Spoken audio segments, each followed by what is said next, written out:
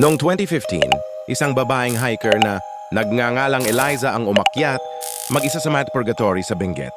Sanay na siyang mag-hike, kumpleto ang gamit, may mapa, GPS at komunikasyon. Pero pagkatapos ng gabing iyon, hindi na siya muling nakita. Natagpuan ng rescue team ang kanyang tent. Maayos, hindi nagalaw ang gamit. Pero si Eliza, wala.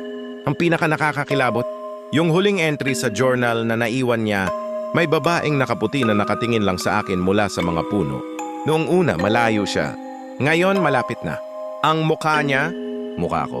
Ayon sa matatanda sa lugar, may nilalang sa bundok na tinatawag na Palina, isang kaluluwang nawawala, ginagaya ang boses o anyo ng isang kilala mo. O minsan, ikaw mismo. Ilang linggo ang lumipas, may isa pang hiker na nagsabing may nakita siyang babae sa gilid ng daan, nakayuko mahaba ang buhok, walang sapatos. Nang lapitan niya, tumakbo ito papasok sa hamog tumatawa.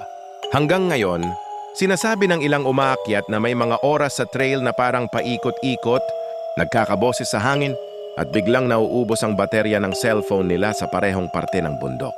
At si Eliza, may mga umaangkin na minsan nakikita pa rin siya. Nakatayo lang sa gilid ng daan. Nakangiti, parang hinihintay ka.